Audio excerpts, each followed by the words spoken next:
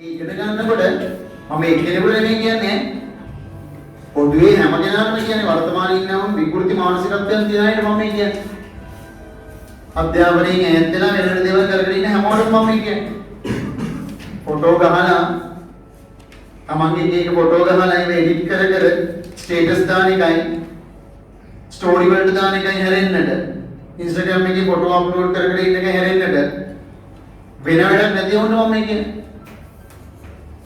ඒ මානසික මනෝ විකෘතිභාවයක් ඒක මානසික රෝගී තත්ත්වයක්. තමන්ගෙන තියෙන අවතක්සේරුවක් වෙන්නත් පුළුවන් කෙනෙකුට. එක ඇප් වලින් ෆොටෝ ගන්න දාලා ලස්සන වෙන්න හදන්න. දිවවල් පැත්තට හරවගෙන දිවවල් එළියට දාගෙන මම දන්නේ මොකද බලාපොරොත්තු වෙන්නේ. සමහරව ඉන්නේ දැන් ඒ වගේ හම්බ කරන වීඩියෝ කරනවලුත් ඉන්නවා. මම ඒක කියන්නේ සමස්තය ගත්තම බොහොම කලාතුරකින් එක ඩොක්ටර් කෙනෙක් ඔයා දැක්කට වීඩියෝ එකක් කරන ඒ ඩොක්ටර් නිසා ඔයා හිතන්න එපා මේ ඩොක්ටර්ස් ඔක්කොමලට අවුල් කියලා. ඉගෙන ගත්ත මනෝ විකෘතිකයන් ඕන තරම් ඉන්නවා. මොකද මේ ලංකාවෙම එක වතාවක් ඩොක්ටර් කෙනෙක් අහු වෙනවා ලස්සන කාන්තාවක් ගෙනල්ලා යාව මේ කිසිම ලොකු මේකක් නැතුව මැරෙනවා. ඒ මැරුණාට පස්සේ මේ ඩොක්ටර් මොචරියේදී ඒ කෙල්ලව රේප් කරනවා. මැරිච්ච මලකුණ ලස්සන නිසා රේප් කරනවා. මලකුණක් එක්ක සංසර්ගය දෙනවා. ඩොක්ටර් කෙනෙක් මනෝ විකෘතිභාවය තියෙන ඩොක්ටර් කෙනෙක්. ඒ ඩොක්ටර්ස් කියලා එකක් නෑ. මිනිස්සුන්ට මනස විකෘති වුණාම එහෙම තමයි. මිනිස්සුන්ට මනස විකෘති වුණාම තමයි මේක අතීතයේ ඕගොල්ලෝ පොඩි ඇත්තකොට අය ඕගොල්ලන්ගේ වයස වෙන්නේ නැති අහිංසක ළමයි කියන්නේ මට නම මතක නෑ. පොඩි ළමයි සේයාන් කියනවා. ඒ සේයාන් කියන ළමයාව අවුරුදු මම දන්නේ 40ක් විතර වෙච්ච මිනිස්සෙක් යදින් රේප් වෙනවා. දැන් වයසවත් අදාළවන්නේ නෑ මේ කාමයෙන් කියන ගැවිස්සුවාට පස්සේ. ළමයා පොඩි කියන එක අදාළවත් නෑ. මම ඒ වගේ කතා ඕන තරම් අහලා තියෙනවා. මගේ ජීවිතේම අහලා තියෙන ඕන තරම් කතා. තමන්ගේ මාමාකින් අවුරුදු 5ක දුරෙන් වෙච්ච. තමන්ගේ සහෝදරයාකින් අවුරුදු 20ක සහෝදරයාකින් අවුරුදු 4ක 5ක දුරෙන් වෙච්ච. ඒ වගේ කතා ඕන තරම් මේ ලංකාවේ තියෙනවා. මේ මනෝ විකෘතිභාවයත් එක්ක තියෙන ප්‍රශ්න. ඒක ඔයාලටත් ඒ වගේ දේවල් නැති වෙලා තියෙන්න පුළුවන්. මොකද ඔයගොල්ලෝ දකින්න කරන කියන දේ සමුදේවල් නිසා. කරුණාකරලා මතක තියාගන්න මෙන්න මේක. ඔයා තාම අම්මගෙන් තාත්තගෙන් කනගොඩ ඒ මිනිස්සු ඔයගොල්ලෝ වෙනුවෙන් වියදම් කරන මිනිස්සු. ඒගොල්ලෝ සෑහෙන දුක් විඳලා ඔයගලන්ට උගන්වන්න මහන්සි. හැම රුපියලම හම්බ කරන්න මිනිස්සුන්ට යම්කිසි වෙහෙසක් දරන්න වෙනවා. සමහර වෙලාවට ඔයත් එක්ක ඉන්න තියෙන වෙලාව ඔයගොල්ලෝ ගෙදර අම්මා තාත්තා එක්ක ඉන්න තියෙන වෙලාවේ අම්මලා තාත්තලා එළියට ගිහින් සල්ලි හම්බ කරන්න මහන්සි වෙනවා. ළමයි වෙනුවෙන් තමන්ගේ දරුවන්ට අධ්‍යාපනය දෙන්න, තමන්ගේ දරුවෝ වෙනුවෙන් සුර සැප දෙන්න, ඒගොල්ලෝ ඉල්ලන දේවල් දෙන්න. හොඳට උගන්කමක් ලබාගත්ත නැත්නම් දෙමව්පියෝ දුක් විඳිනවා. උගත් දෙමව්පියන්ගේ දරුවෝ නම් ලොකුවට දෙමව්පියෝ දුක් විඳිනවා දකින්නේ නැහැ. ඒගොල්ලෝ යාන වාහන වලින් යනවා එනවා. තමන්ගේ රස්සාව කරලා ගෙදර ඇවිල්ලා මාළු නිදහසේ ඉන්නවා. ඒ උගත්කමත් එක්ක හම්බ වෙන වාසි. එහෙම නොවන හැම කෙනෙක්ම ගෙදර ආවට පස්සේ ප්‍රශ්න වල ඉන්නේ. සමාන කරන්නේ යනවා. එහෙම තත්ත්වයන් උදා වෙනවා. ළමයි ඉන්න දෙමව්පියන්. සමානලේ ළමයි නොහිටින්නට ඒ දෙමව්පියන්ට කරදරයක් නැහැ. හම්බ කරන එකේ ජීවත් වෙලා පාඩුවේ ඉන්න පුළුවන්.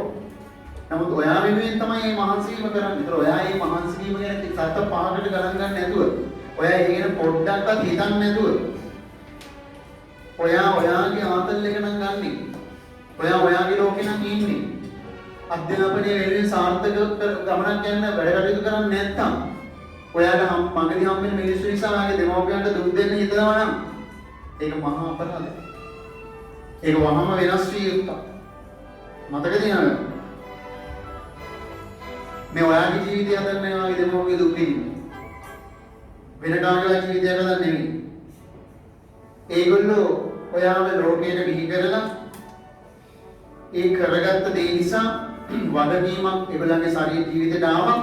ඒ ජීවිතයේ ආපු වගකීම නිසිලස ඉටු කරන ගමන් තමයි ඒගොල්ලෝ ඉන්නේ. ඒගොල්ලන්ට ඇඟිලි දික් කරන්න ඇස්සෙන්නව පස්සේ කවදාවත් උරු. ඒගොල්ලෝ කරන දේවලින් ප්‍රයෝජන ගන්න නැතුව. කාටවත් උගන්වන්න පුළුවන් වුණාට ඉගෙනීම ලබා ගන්න ඕන තමයි. මෙතන ඉන්න හැම ළමයටම මම එක විදිහට උගන්වද්දී එක එක්කෙනා එක ප්‍රමාණ වලින් ගෝචර කරගන්නේ ඒ තම තමන් ගාව තියෙන කැපවීමේ ප්‍රමාණය සහ අතීත ධාරිතාවයේ ප්‍රමාණය අනුව. මේ ධාරිතාවය කියන එක වඩා වර්ධනය කරගත්තේ ඔයා. ඔයා පුංචි කාලේ ඉඳගෙන ඔයාගේ මනසට දීපු දේවල් එක්ක තමයි ධාරිතාවය වැඩි වෙන්නේ. ඒතර ඔයා ලොකු දේවල් කරන්න හදනකොට ඔයා ගණිතය සමග හිතනකොට ඔයා යම් කිසි දෙයක් වැඩිපුර හිතන්න පටන් ගන්නකොට ඔයාගේ මනසේ ධාරිතාවය වැඩි වෙනවා.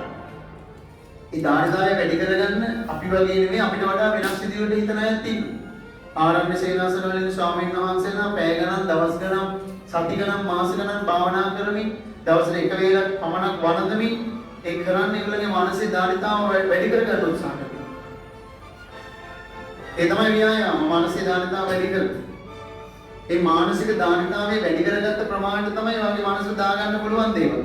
නමුත් රාගවල මේ හිච්චි මනසක් තියාගෙන ඒ මනසට රටේම තියෙන කුණු කන්දල් ටික පටවගෙන අධ්‍යාපනයත් ඒක අසලම ගන්නවා. වෙන්නේ නේ. කරුණා කරලා Tamanට මට නම් ඔයගලගේ කරුණා එක දෙන්න නෑ. මට ඔයගොල්ලෝ කරුණා කරලා අවලෙන් කරන්නේ. Tamanට කරුණා කරලා. Tamanගේ ජීවිතේ තමන්ගේ ඔළුවේ තියෙන කුණු කන්දල් පැත්තක දාන්න. දාන සිහියෙන් තමන් කරන දේ කරන්න. ඉස්සෙල්ලා සාධාරණේ කරන්න අධ්‍යාපනයේ. ඔයා එතන ආවට පස්සේ වලට ඕන දේ කරන්න අපි එපා කියන එක නැති වෙයි. පන්තියේ ඉන්න දක්ෂම ළමයි හැමදාම ලකුණු 99 ගන්න ළමයි වෙන දෙයක් කරනවා කියලා දන්නේ නැහැ අපි යා කරනවා වෙන දෙයක්. එයා අනිසිරීමකට යෙදෙනවා ඒ 99 පල්ලෙහාට වැටෙන්නේ නැහැ. එයා උඩරිම තලයේ ඉන්නවා ඒ පොඩ්ඩක්වත් නොවැටි. සමහරවිට අපි කවදාවත් ඒ ගැන සැක කරන්නේ වෙන කෙනෙක් කියලා කිව්වත් අපි විශ්වාස කරන්නේ එහෙම විශ්වාස කරන්න ඕනවුත් නැහැ. මොකද ඒ ළමයා බිස්නස් වැඩ කටයුතු තියෙන නිසා. එයා යාට මානියක් කරගන්න නැති නිසා. නමුත් එහෙම කෙනෙක් ඉන්න විදිහක් නැහැ. ඔයා කොච්චර දක්ෂ වුණත්, ඔයා කොච්චර වැඩ කරන කෙනෙක් වුණත් අනවශ්‍ය දේවල් වලට ආපු ගමන් හෙන ගහනවා වගේ කඩාගෙන යන්න බලයක්. මොකද ඕගොල්ලන්ගේ මනස අසාමාන්‍ය ධාරිතාවකින් යුක්ත නැහැ. එම අසාමාන්‍ය ධාරිතාවකින් යුක්ත ඉපදුනා නම් සමාජයට කියන්නේ. වල හැමදේම බැලන්ස් කරගෙන යන්න පුළුවන් වෙයි. නමුත් එහෙම නැහැ. අන්න ඒ නිසා මතක තියාගන්නවා ඔළුවට කුණු දාගන්න එක නම් කීයටවත් කරන්න එපා.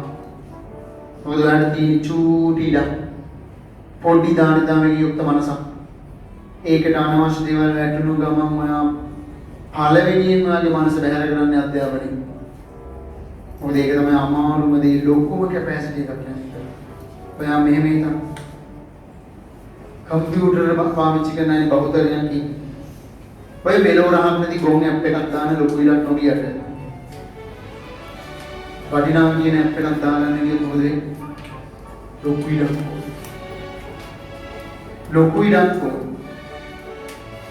එහෙම දාලා තියෙන ෆෝන් එකේ අම්මට වැදගත් ඇප් එකක් දාලා තියෙන ෆෝන් එකේ පොඩි ගේම් එකක් දාගන්න බැරුව මොකද කරන්නේ?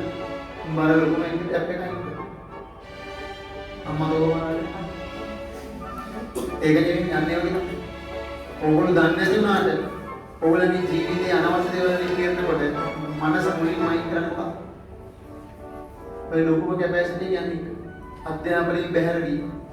ඒ නිසා කිසිසේත් අනවශ්‍ය දේවල් වලින් වල පුරව ගන්න එපා. මේක ඔයාගේ නරකම කාලේ 10 11 ඉඳලා කියන්නේ නරකම කාලේ. වැඩේ කියන්නේ ඒ නරකම කාලෙමයි වැදගත් විභාගෙක් තියෙන්නේ. ඔයගොල්ලන්ගේ ජීවිතේට ඔයගොල්ලෝ මුහුණ දෙන වැදගත් විභාගෙ තියෙන්නේ ඔයගොල්ලන්ගේ වයසේ නරකම කාලේ. රැකෙන්න අමාරු කාලේ. නමුත් රැකුණු කෙනා දිනු. නොරැකුණු කෙනා පරාදයි. තීරණය වගේ අතේ. ඔයා දිනනවද? දිනන මිනිස්සු උණු කන්දල් ලං කරගන්නේ නැහැ. දිනන මිනිහා හැමදාම වැදගත් දේවල් එක්ක පමණයි කාලය ගත. එහෙම මිනිස්සු හරි විරලයි. ඒ විරල මිනිස්සු අතරට ඔයාට පුළුවන් නම්